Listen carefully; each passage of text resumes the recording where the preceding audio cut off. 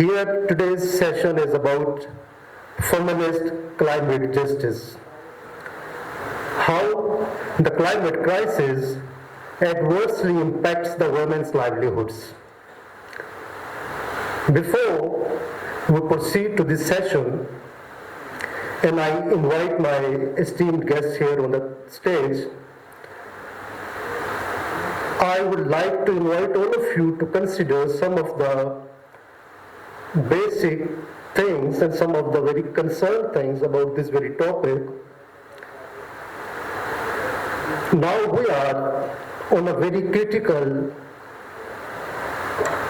juncture of a history, that's called the Anthropocene, a history, a place, a juncture where the planet of our future has been declared under some environmental crisis or emergency.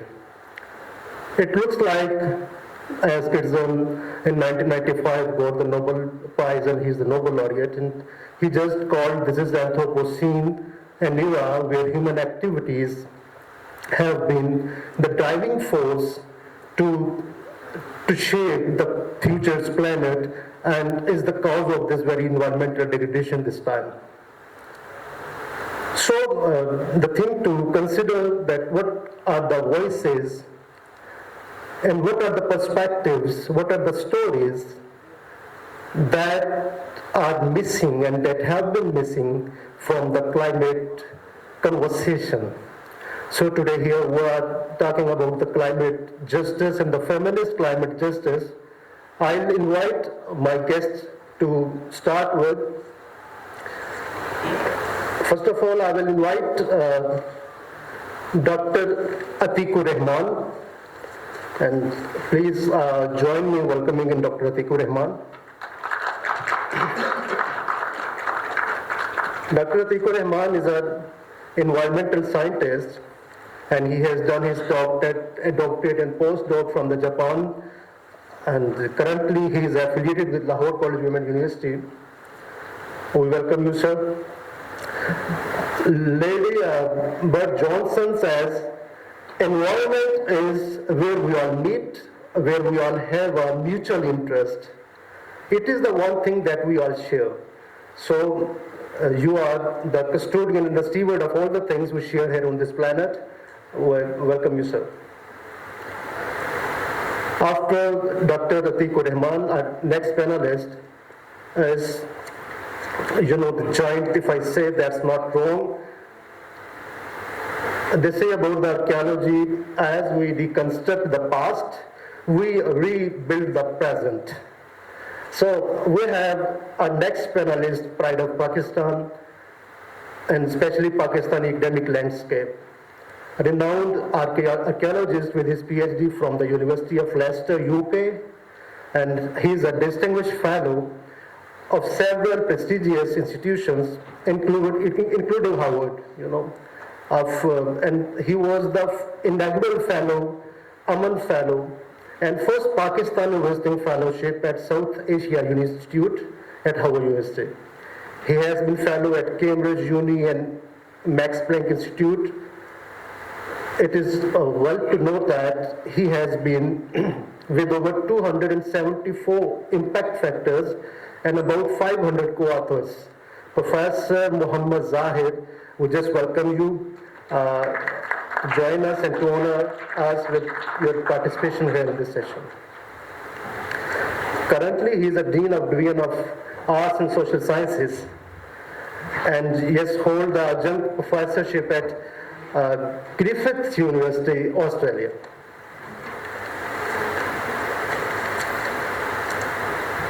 We have a very distinguished, very accomplished writer here who will hold and take this session to its real, relevant to its real thematic concern.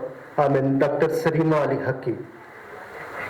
Toni Morrison once said, the function of freedom is to set free someone else, and this is the cause Dr. Hake has been doing and serving for the long time. It is a pleasure to welcome Dr. Serena, a distinguished scholar, author, educator with a postdoc fellow from the University of Buffalo, USA, and teaching experience at esteemed institutions. She has authored 4 books, including the award-winning Dialogue on Partition, Literature Knows No Borders.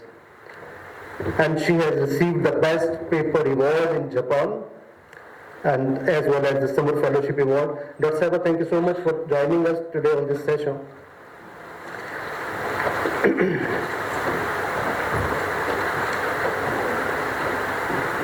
It's my pleasure, and I'm very thrilled to have all of you people here, because you people, just do have the different and unique perspectives, and we are happy that all of those perspectives and those areas of expertise we will bring to the table here for this session. I'm very thankful for the LLF organizers to give us this chance and for bringing us together here.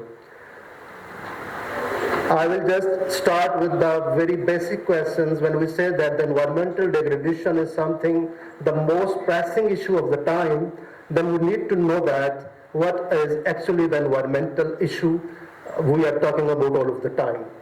Yes, that's very, very easy to feel this very environmental degradation and depletion living in Lahore, especially when we do have smog, more than 4 months a year, and this shocking feel actually can tell us more than the other people's living elsewhere. So I will just start with the Dr. Atikur Rahman. Dr. Atik, can you start by highlighting the very key drivers of environmental degradations globally, and how Pakistan somehow fits in this larger picture? This is my question, because we just know that we are suffering we're having this very crisis, climate crisis and environmental problems. So what are some of the most pressing environmental concerns that Pakistan is facing now? So I invite you to present here if you have some slides or something to share with us.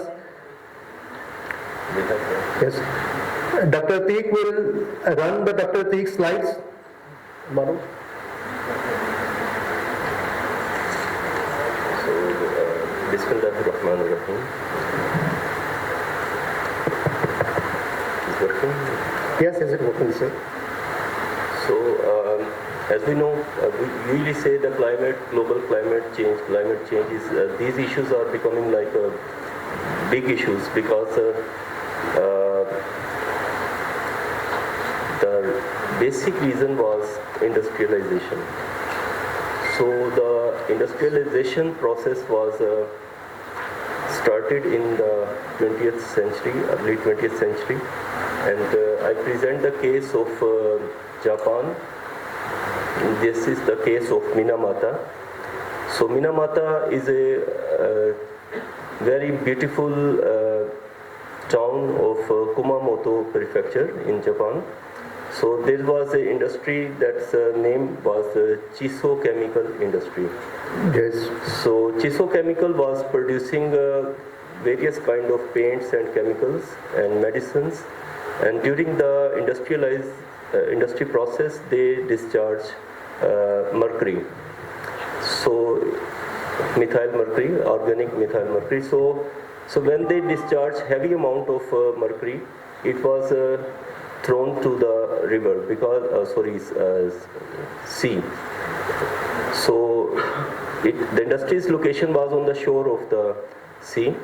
So it was very easy to dump the chemical waste to the sea, because in 1908 the first case of victims of Minamata appeared.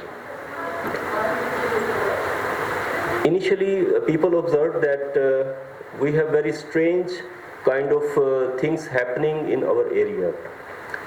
The most important was their cats. They started dancing.